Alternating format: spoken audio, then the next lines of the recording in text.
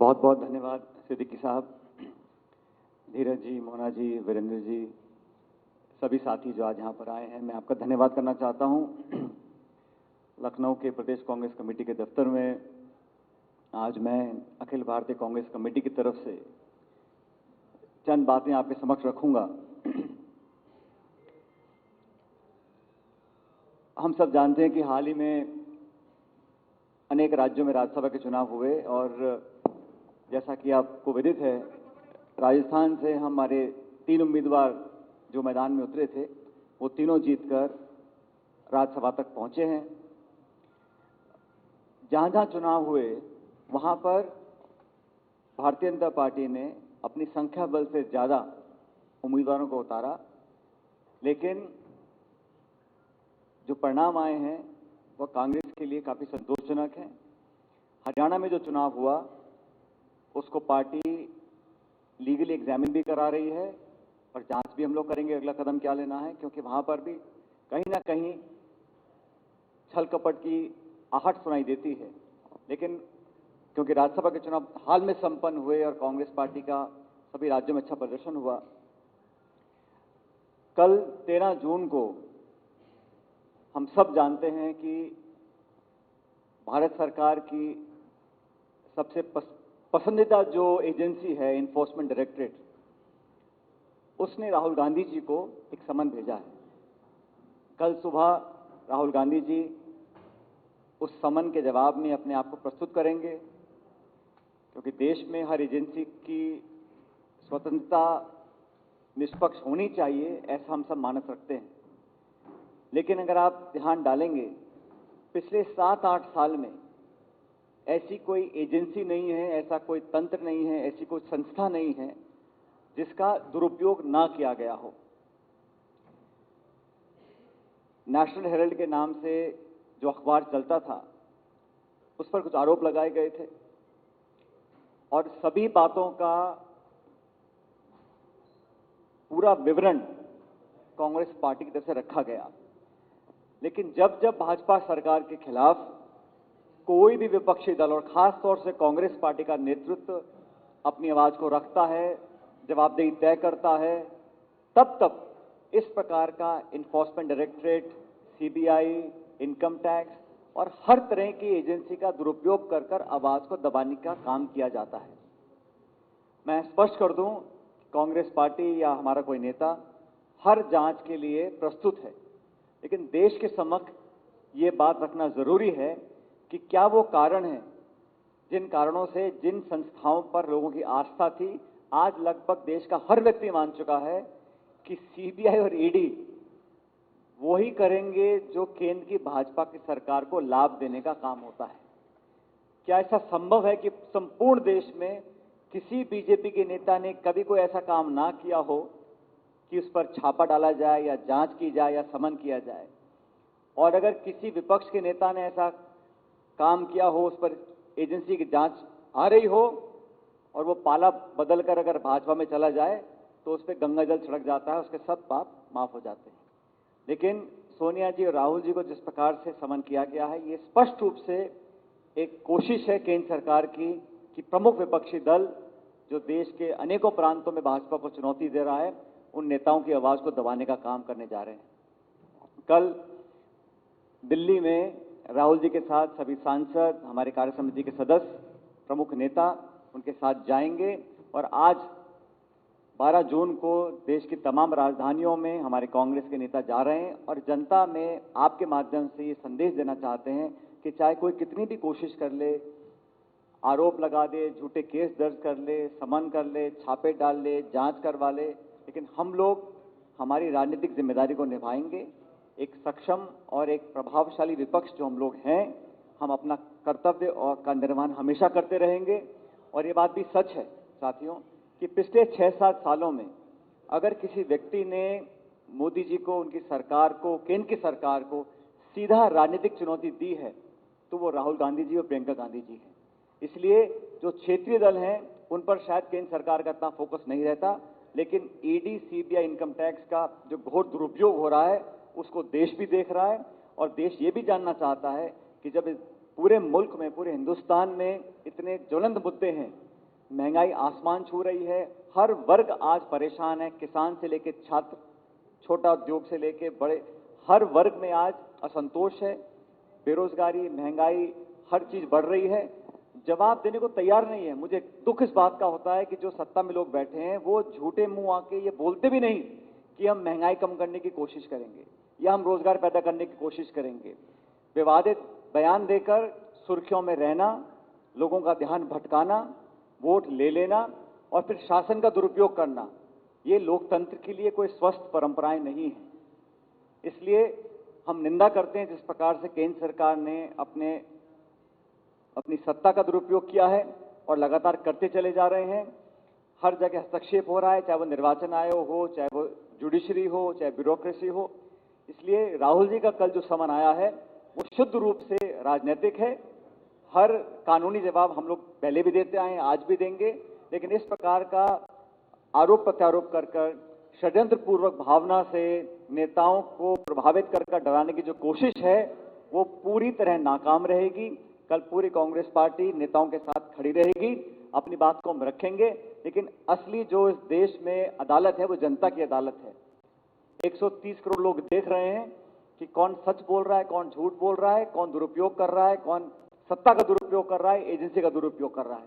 इसलिए हम सब लोगों ने कल सत्याग्रह करने का एक प्रण लिया है और कल सुबह एआईसीसी जो कांग्रेस का मुख्यालय है नई दिल्ली में, वहां से ईडी दफ्तर तक हम लोग जाएंगे, सत्य के साथ खड़े रहेंगे, सत्याग्रह करेंगे। जांच से कोई डरता नहीं है, जांच कराइए, लेकिन आप आरोप लगाकर खुद ही जज और जूरी बन जाएंगे और एक ऐसा भ्रम दुनिया में फैलाने की कोशिश करेंगे कि हमारे नेताओं ने कहीं गलत किया है। इस बात को मैं सिरे से नकारता हूं और कल का जो दिन है बड़ा महत्वपूर्ण होगा।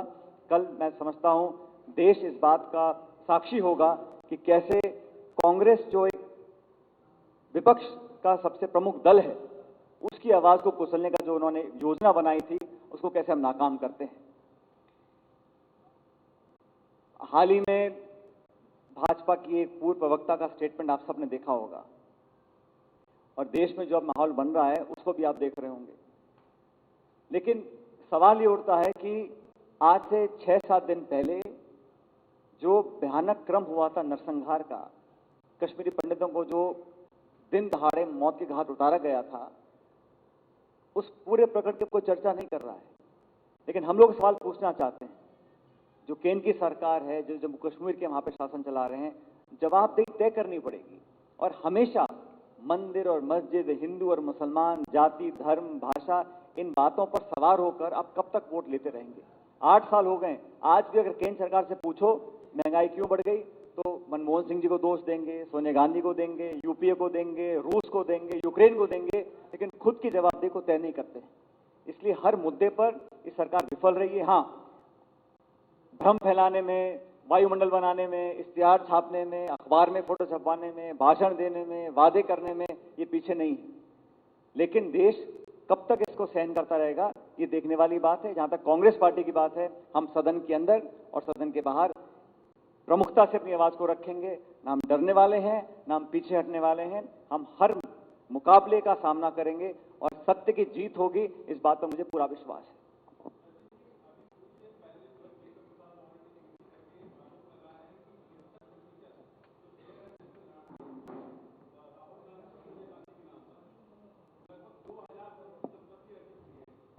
सरासर वो गलत बोल रहे हैं, या तो उनको जानकारी है नहीं या जानबूझ के झूठ बोल रहे हैं। जहां तक मेरी जानकारी है, जो भी कंपनी का ट्रांजैक्शन हुआ था वो सार्वजनिक है और एक नॉन प्रॉफिट कंपनी में, जिस अखबार ने देश की आजादी में भूमिका निभाई है, उस अखबार में अगर आपत्ति आ रही है या आर्थिक दब रहा है, वो उसके एम्प्लॉयज को वीआरएस देना है या उनके बैंक का लोन चुकाना है, और कांग्रेस पार्टी जिसने इस पूरे आंदोलन में एक भूमिका निभाई थी, उससे संबंधित एक अखबार है, उनके कर्मचारियों को, उनके लोगों को, उस कंपनी को अगर डूबने से कोई बचाता है और एक नॉन प्रॉफिट एंटिटी में अगर कोई काम करता है, मैं इसको गलत नहीं मानता हूं। लेकिन इस पर्दे के पीछे इस प्रकरण को लेकर आप किसी को आरोपी करें। राहुल गांधी खुद बोल चुके हैं, एक नए पैसे का लेन देन उधर उधर हुआ नहीं है, हमारा अखबार था, हमारी पार्टी थी, और जो भी हुआ कानून के दायरे में हुआ। और वैसे भी ये मामला कोर्ट में है ना, ये मामला जांच हो रही है इसकी, लेकिन इस एजेंसीज का दुरुपयोग करके एक छवि बनाने की कोशिश की जा रही है कि हमारे नेताओं में कहीं कोई आरोपी है, किसने कुछ गलत किया है, मैं उस बात को सिरे से नकारता हूं। जांच से कोई डर नहीं रहा है, जांच से कोई डर नहीं रहा, जांच तो हो रही है, लेकिन जिस प्रकार से 6-7 साल के बाद इसको दोबारा पुनर्जीवित करने का काम किया गया है, उसमें राजनीतिक बू आती है हम लोगों को।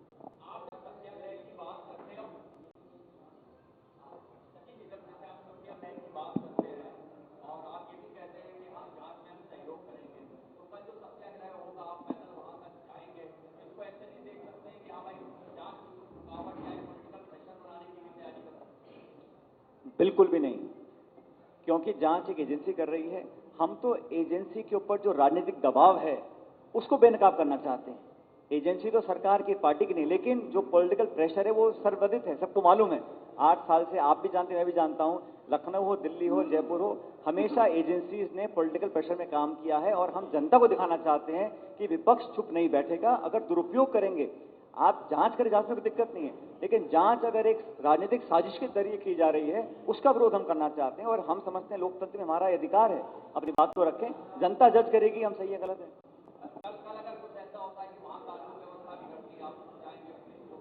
ये महात्मा गांधी की पार्टी है, हम लोग सत्याग्रह कर रहे हैं, शांतिपूर्वक अपनी बात को रखेंगे।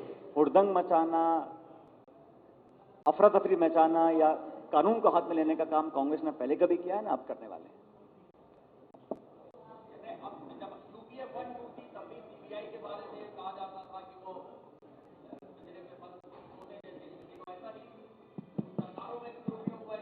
जब यूपीए की सरकार थी और अगर आरोप भी लगता था तो सोनिया जी सुनिश्चित करती थी कि वो मंत्री अपना इस्तीफा दे दे। आप जानते हैं बंसल साहब का इस्तीफा हुआ, शशि थरूर जी का इस्तीफा हुआ, सुरेश मांडे, जिस जिस पर आरोप भी लगे, नैतिकता के आधार पर सोनिया जी ने कहा कि नहीं, जब तक आरोप अदालत से खारिज नहीं होते आप अपना पद छोड़ दीजिएगा। मुझे बताइए, इन 8 सालों में कितने आरोप लगे मंत्रियों के ऊपर उत्तर प्रदेश और दिल्ली में? किस नेता ने पद छोड़ा? लखीमपुर का कांड हम सबको याद है, किसी ने पद छोड़ा क्या? तो मैं कहना चाहता हूं कि एक नैतिकता होती है और एक नेतृत्व होता है।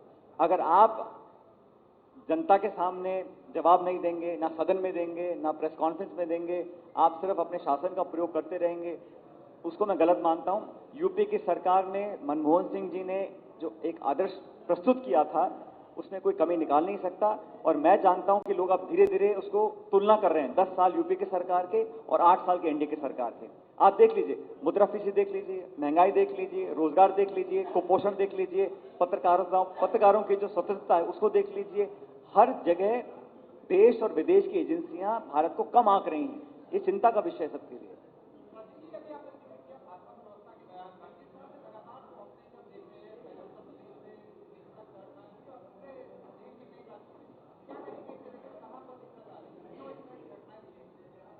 मैं इस बात को मानता हूं कि कोई भी व्यक्ति हो, कोई संस्था हो, कोई संगठन हो, कोई सरकार हो, कोई पार्टी हो, किसी भी व्यक्ति को इस देश के कानून को हाथ में लेने का अधिकार नहीं है। किसी मजहब का व्यक्ति हो, किसी पृष्ठभूमि का हो, कानून को अपने हाथ में नहीं ले सकता है। लेकिन हमें ऐसा लगता है कि कहीं ना कहीं जो कमियां हैं छिपाने के लिए इस प्रकार की चीजों को ज्यादा प्रकाश डाला जाता है ताकि लोगों का दिमाग और ध्यान उसमें केंद्रित रहे। अब नींबू बिक रहा है 200-250 रुपए किलो, गैस का सिलेंडर 1100 रुपए हो गया, पेट्रोल 125 रुपए हो गया, उस पर चर्चा ना हो, उस पर संवाद ना हो, उस पर सवाल ना पूछा जाए। इसीलिए इस प्रकार के जो ध्रुवीकरण करने वाले मुद्दे हैं उस पर ज्यादा प्रकाश और फोकस रहता है भाजपा का, भाजपा की सरकारों का। और जो विवादित बयान दिया गया पूर्व प्रवक्ता ने, देश के लोग विपक्ष का विरोध करता और केंद्र की सरकार भाजपा उस विरोध के बाद कोई कदम उठाती, मैं समझता हूं वो एक लोकतंत्र में उसको लोग अप्रिशिएट कर सकते थे। लेकिन आप विपक्ष की सुनेंगे नहीं, आप देश की सुनेंगे नहीं। जब विदेशों में इसका विरोध हुआ, अंतर्राष्ट्रीय दबाव आया, तब जाके आपने कार्रवाई करी। पहले सिर्फ पद से हटाया, फिर 2 दिन बाद जाके आपकी नींद खुली और दबाव आया, फिर आपने कोई केस रजिस्टर करा।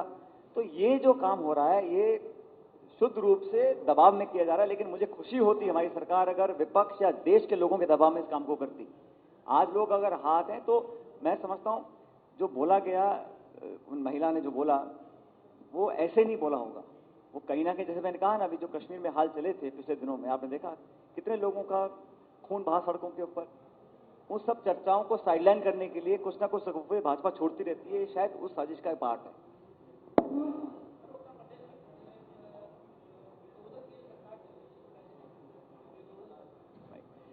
आप बोलते सरकार है किसानों की, सरकार है नौजवानों की, सरकार है विकास की, मैं मान सकता था। आप खुद संज्ञा दे रहे हैं बुलडोजर सरकार। आप खुद अपने आप से पूछिए कि अगर सरकार कोई बुलडोजर की सरकार होगी तो कैसे चलेगी। लेकिन ये जो आक्रामक राजनीति है, ये अपना सीना चौड़ा कर कर दिखाना और बल प्रयोग कर कर लोगों के अंदर एक भावना पैदा करना, ये कोई लॉन्ग टर्म सरकार या पार्टी की रीति नहीं हो सकती। सरकार चलती है कानून से, शासन से, वादा निभाने से, लोगों का कल्याण करने से। और लोगों की भावनाओं को आप हमेशा उत्तेजित रखें, इस प्रकार की राजनीति हो रही है, देश सब देख रहे हैं इस बात को। लेकिन मैं मानता हूं कि ये सरकार भी, अगर कानून तोड़ने का अधिकार किसी व्यक्ति को नहीं है तो सरकार को भी नहीं है। कानून सब पे लागू होता है। इसलिए ये जो उत्तर प्रदेश और बाकी राज्यों में हम देख रहे हैं, ये एक भविष्य के लिए कोई बहुत अच्छे संकेत नहीं है देश के लिए।